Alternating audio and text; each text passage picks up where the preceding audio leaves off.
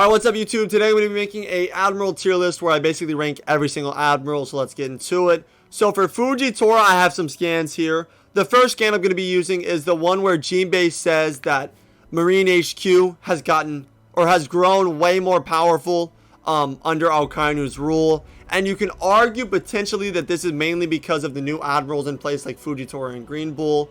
And also like Akainu taking Sengoku's place. But I wouldn't say this is too consistent. But it does show that Fujitora isn't like fodder to where like it would like ruin the balance for the Marines. But the main feat we have for Fujitora is obviously him fighting Sabo. And in this encounter, he couldn't use his gravity to the fullest extent because he couldn't pull down like boulders on Sabo's ass because of the bird cage. But Sabo also couldn't, he didn't use his main ability, the Dragon Claw. This attack right here, he uses it on the Vice Admiral who was there. So he didn't really use that ability. So it was like Sabo was nerfed, and also Sabo wasn't like too good with the Devil Fruit yet because he just ate it during the Coliseum. So they're both nerfed a decent amount. And also Fuji wasn't really using Haki for like the first half of the fight. So they're both like heavily nerfed in this encounter. And also this doesn't necessarily downplay Fuji. This just upplays Sabo. Yeah, we see more of the fighting here. And he's like basically upskilling Sabo. But yeah, he couldn't do this like what he does to Zoro in the movies and what he did to Law and Dofi earlier. But yeah, he wasn't full power. Pretty simple. I would say all the Admirals are relative because it's narratively driven. Like Akainu, Aokiji, and Kizaru are all relative, so why wouldn't Fuji? And also again, the statement kind of proves it. That proves like the Marines got stronger. Now we're on to Aokiji himself. So it stated he fought with Akainu for 10 days, and a lot of people might try and say, oh, he has a Devil Fruit disadvantage, so he was actually winning. This isn't true, because not only is like in this GIF right here, it's completely even. The magma isn't burning the ice. It's also very likely he awakened his Devil Fruit and like it's just able to burn Akainu because Akainu actually has a scar on the left side of his body from his battle with Aokiji. So going into the statement, it also says right here, their powers were quite evenly matched, but it was settled. This could also prove that like it was like even between their powers, but Akainu is just stronger overall.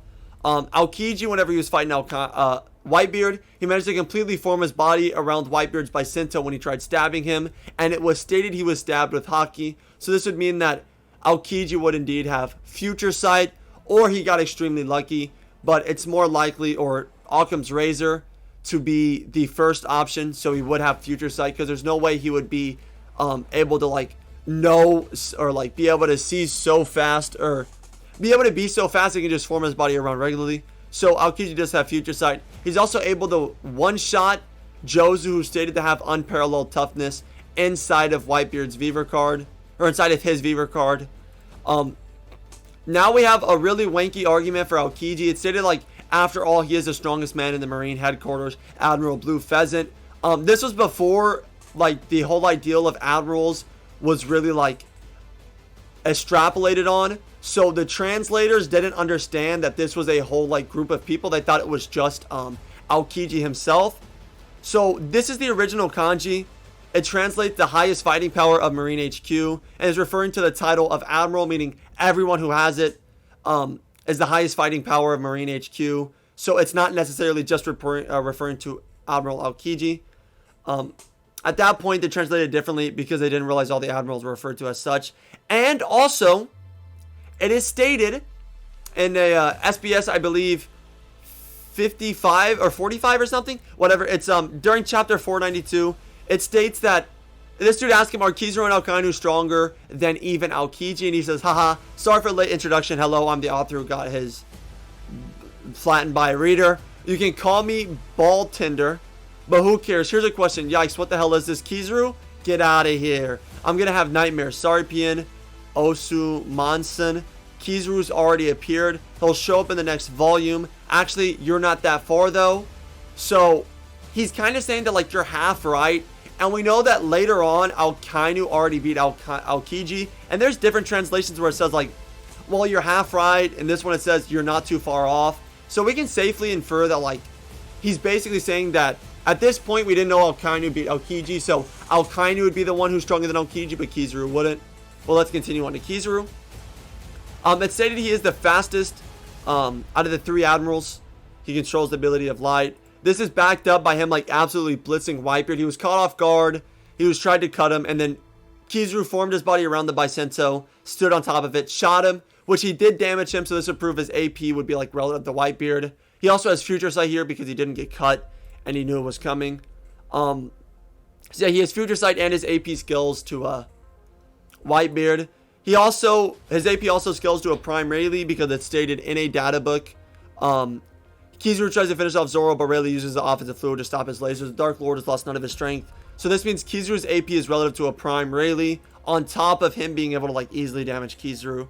So he's not fodder. Here's, like, another translation. That is the translation. Also, his durability is, like, really good because, like, Marco can't really damage him. Doesn't mean too much. But, like, you know, AP equals durability due to Newton's third law. But let's continue. So for Akainu, we have here it stated that his Devil Fruit boasts the highest offensive power among Devil Fruits. It doesn't specify if it's the strongest or if there are others as strong as it. It just says that it's the highest tier, as its ability to wield magma allows him to melt through many things. So it basically says he has a, like, highest offensive power, the strongest Devil Fruit. So this would mean his AP is the highest in the verse. Also, whenever he was fighting Whitebeard, he was relative in speed. I would honestly say faster because he managed to blitz him here. And the only reason he even got hit after that is because he was, like, off balance because he just, like, swung all the way through to get off half the dude's face. But he's relative in speed to Akainu, or to Whitebeard, but he's easily getting through his skin, which is backed up by, like, this statement. He's, like, this statement that says he's allowed to melt through multiple things. This man's also stated to be the world's strongest man, and Akainu just absolutely destroys him in this 1v1. And due to Newton's third law, because he has the most powerful AP, he also has the most powerful durability as well. Because if you punch a wall, you have to be able to take that damage back from your hand, or it's going to break. So for him to output this power, he has to take it back. So at the end of the day, oh, I completely forgot about this. At the end of the day, Fuji would be around C tier. He's not weak, but he's not too strong. Aokiji, I would put him A tier because of Oda's statement and because he's respectable. He fought with Akainu for 10 days without a Devil Fruit disadvantage. Keep that in mind. Kizaru's a B. I think that these two are arguable. I would definitely give it to Aokiji from what we know now. And then number one's obviously Akainu. But thanks for watching.